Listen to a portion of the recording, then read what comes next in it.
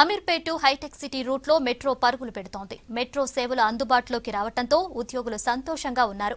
ఈ రూట్లో metro start అయిన రోజు నుంచే పబ్లిక్ నుంచి మంచి రెస్పాన్స్ వస్తోంది. మెట్రో స్టేషన్లన్నీ ప్రయాణికులతో రద్దీగా కనిపిస్తున్నాయి. ఐటీ కారిడార్లో ఎక్కువ మంది మెట్రోలో ట్రావెల్ చేసేందుకు ఆసక్తి చూపుతున్నారు. మెట్రో ప్రాజెక్టులో కీలక మార్గమైన అమీర్పేట్ హైటెక్ సిటీ రూట్ ప్రారంభం కావడంతో మెట్రోలో ప్రయాణికుల రద్దీ పెరిగింది.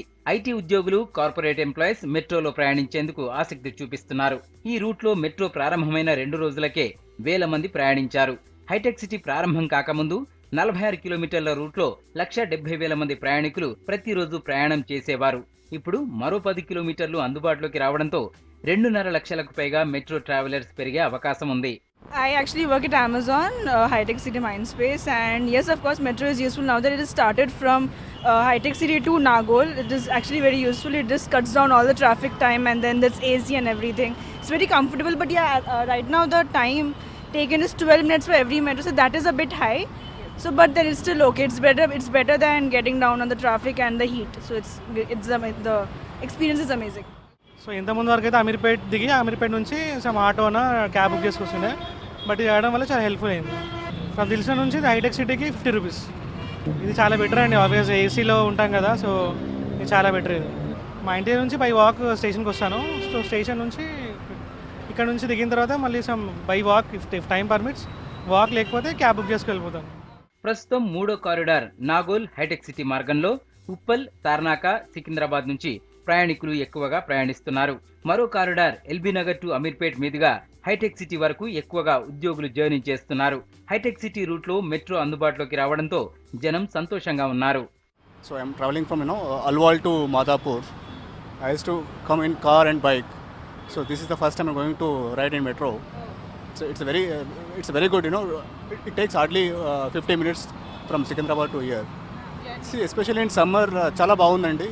మంచి ఏసీ కార్లో, నేను కార్లో వచ్చాను. ఇప్పుడు to avoid car selecting this option metro 100% చాలా బాగా యూజ్ చేసుకుంటారు. ఆల్రెడీ చూస్తే చాలామంది బైక్, కార్ వదిలేసి ట్రైన్ సెలెక్ట్ చేసుకుంటున్నారు.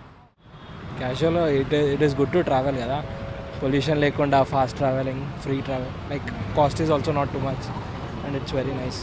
నార్మల్గా ఇప్పుడు అక్కడ రష్ ఈజ్ ఇట్స్ గుడ్. ఇప్పటికీ ఇంకా మధ్యలో స్టాప్స్ కూడా యాడ్ అయితే ఇంకా మిగతాది ఇంకా ఎక్కువ పెరుగుతుండొచ్చు.